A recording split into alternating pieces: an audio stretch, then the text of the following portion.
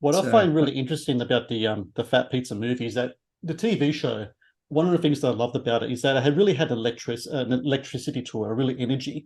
It's in the editing, it's in the camera angles. David Rudd, who you've worked with forever, so he's the editor of a lot of your stuff. yeah, He but the editing that he's you're the only person that's ever given him a nod. So good on you, man. We have been working well, together, and we're still working together. yeah, he's been doing all your stuff like up to this day, and he did the movie as well. And that energy and stuff, it's one thing where you do it in a 20-minute show, right? But when you have a 90-minute feature, how do you and David go about making sure that you can have that energy and that electricity kind of sustain itself through a feature film?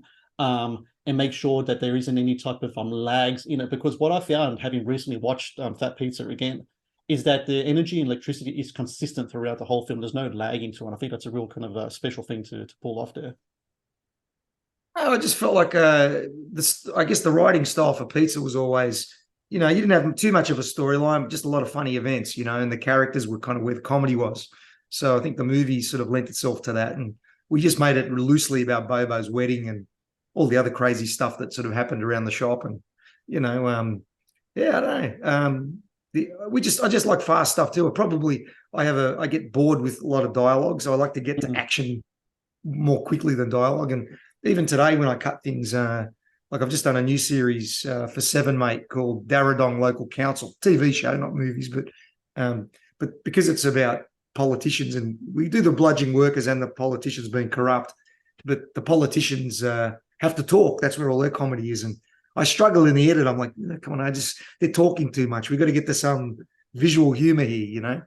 So maybe I get bored in the edit. I just like things to be quick, and I don't like I don't know. I've tried a traditional 3-act sort of movie when I made a thing called Dumb Criminals, and I loved the movie. It had a lot of great comedy in it, but I preferred the other writing style where it was more like just lots of funny stuff with a loose kind of connection.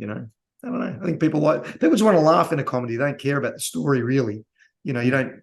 Your favorite comedies of all time. You go, wow, it was the best story I ever saw. Like it's just you just remember those 5 funny things that made you laugh so much. And I don't know if you know this, but when you laugh at something or you find something humorous, it triggers the same chemical reaction in your brain as love. So you're Mm. actually experiencing the love chemical when you are laughing at something. So you do get really deep into people when you make them laugh. What I also love about Fat Pizza is the physical comedy. I'm a big fan of slapstick. I'm a big fan of like even especially the classic kind of comedians, Laurel and Hardy's, Three Stooges, those kind of guys. I even love like Looney Tunes cartoons. I think they're still the best thing going around. You just named And what you just named all the influences to my editing style because I grew up with them too, and I think Three Stooges particularly have been a big influence for me. I love that 3 working class guys struggling against every bloody thing, and then the physical comedy. They're dated now, obviously, but there was a lot of social commentary in those shorts that they made about the working culture in America, about people getting ripped off and struggling and poor, and you see all the other stuff, but yeah, now Laurel and Hardy too. All the things you mentioned, Looney Tunes particularly. I think that's influenced definitely the way we use music in all of my shows or most of them, because of the way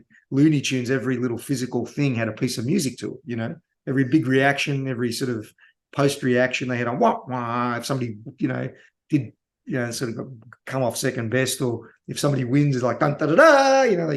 They really accentuate all the emotions with music. So yeah, we had the same influences, obviously. And what I love about your physical comedy is, and something I always wanted to ask you, do you have a background in boxing in whatsoever? Because sometimes when I see some of the punches that you do, some of the choreography that you do, there seems to be kind of like really kind of traditional kind of boxing kind of dynamics today. Is that something that you've had in your background? Yeah, when I was in high school, I did a lot of gymnastics, which helps me for the stunts, and I did boxing. I boxed for a while and had a fair few fights. And plus, I was there was a lot of street fighting back then too. So martial arts, all that. I trained it all. So over the years, but I mean, look, I do all my own stunts, so I still keep myself fit. So you got to kind of, I don't know. The short answer to your question is yes. I boxed for a while, so I do know how to throw it from the shoulder and slip and Yeah. move and all that. Thank you for watching the Matt's Movie Reviews channel. Please subscribe for more reviews, podcast interviews, and exclusive content. Also, if you would like to request a review and support my work, please join my Patreon via the link in the description below.